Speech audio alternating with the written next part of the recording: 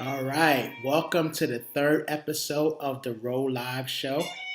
I am your host, Roosevelt Cooper, and this episode I'm actually recording. Yesterday was my 40th birthday, so I just turned the big 4-0. I'm definitely excited for being blessed to be able to make it to 40 years. There's a lot of people who don't have that privilege to be able to make it to 40 years old. So I'm excited that I've had the opportunity to be able to do that. So in this episode, I just want to talk about some of the things that I wish I knew when I was younger. So that hopefully might help some of you who might be younger.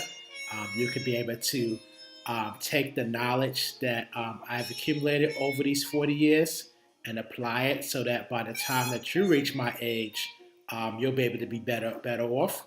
And even if you're my age or older, some of the advice that I may give may be beneficial so that you can be able to make your next 40 years or 30 years or however much long you have to be able to be more beneficial as well. So the first thing that I would say that I learned is it's very important if you have the choice between choosing between money and going after what you love, choose the going after what you love.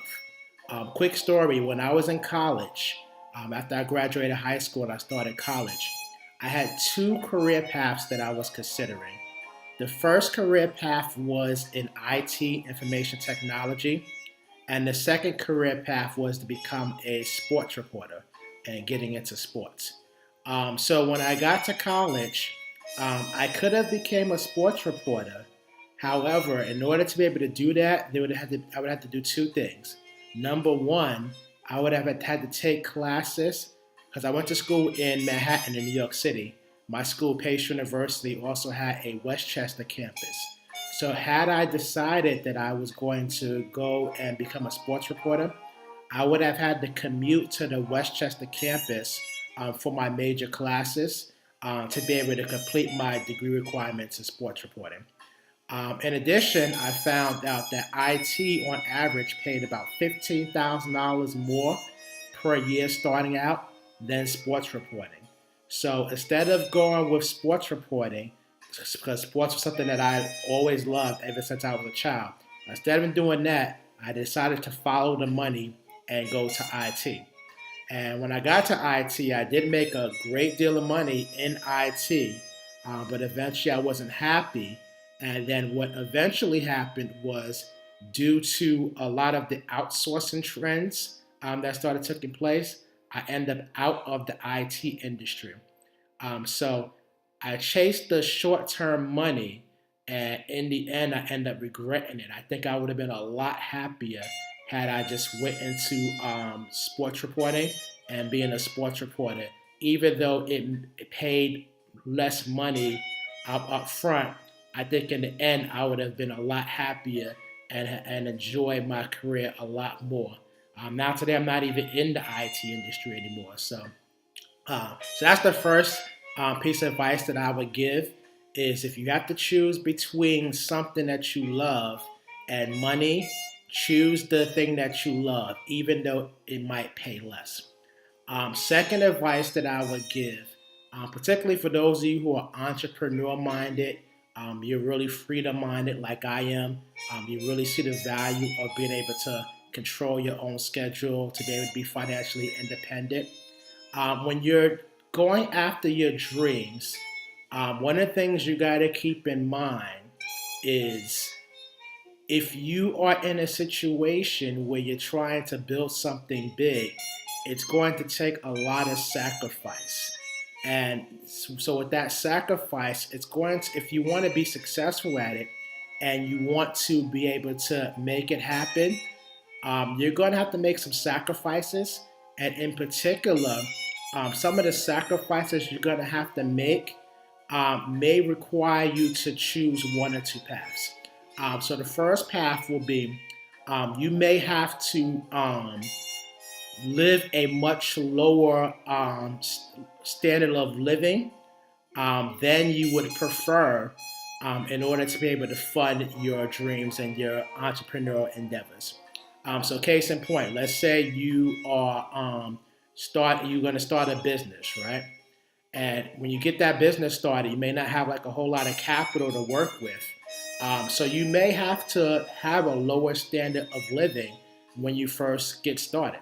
So for example, maybe instead of getting your own apartment, you may have to stay with your parents for a lot longer than you had initially intended. Or maybe you might still get an apartment, but instead of getting your own place, you might have to have a roommate, or you might have to have two roommates. I know one guy, he had three roommates.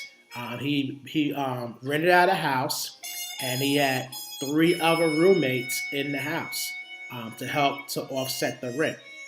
Because when you're trying to build something big, it takes a lot of money and it takes a lot of time. So you may have to reduce your standard of living to be able to make that happen. You may not be able to take as many vacations as some of your friends and colleagues because you need that extra income to go towards funding your dream. So those are some things you got to keep in mind. Alternatively, what you may have to do if you're not willing to reduce your standard of living, you may have to reduce what your end goal is. So, for example, maybe you're not willing to reduce your standard of living. So, because you're not willing to reduce your standard of living, you may have to work more hours on your full-time job to be able to make up the additional income that you need. The end result of that is now you have less time to put into your business. So because you have less time to put into your business, that may require you to scale back some of your goals and objectives. So maybe, for instance, your initial goal was to become a millionaire and build a multi-million dollar business. That might not be realistic if you have to work 60 hours a week on your job just to fund the business and you only have 10, 20 hours a week to be able to put towards the business. Maybe instead of shooting to be a millionaire, maybe you might want to set a goal to be able to replace a third of your income from your full-time job so that you can scale back the overtime and then you can start shooting for higher goals. So it's very important that you understand that and understand that you're going to have to sacrifice one way or the other. And based upon who you are personally, you can pick which one works best for you. When I was younger, I chose the first route where I chose to live a much lower standard of living to be able to fund my dreams. And I found out that in the end, I wasn't happy. I wasn't happy living a lower standard of living. I was frustrated. I was depressed. So I had to shift and go the second route. Now I may have to scale back some of my entrepreneurial endeavors, but I'm much happier now because I'm able to live a little bit higher standard of living.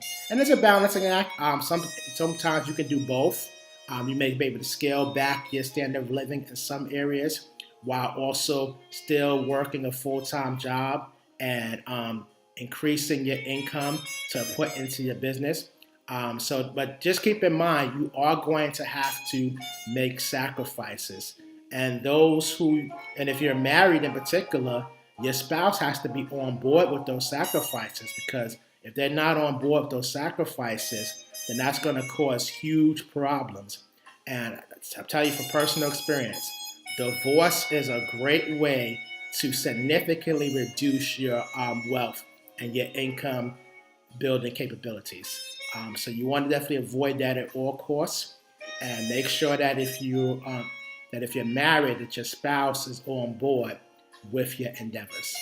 So those are just a couple of things that I have learned over the last 40 years.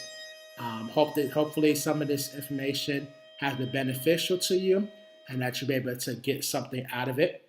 So this is Roosevelt Cooper. This concludes the third episode of Roll Live. Look out for the next episode of Roll Live. Take care.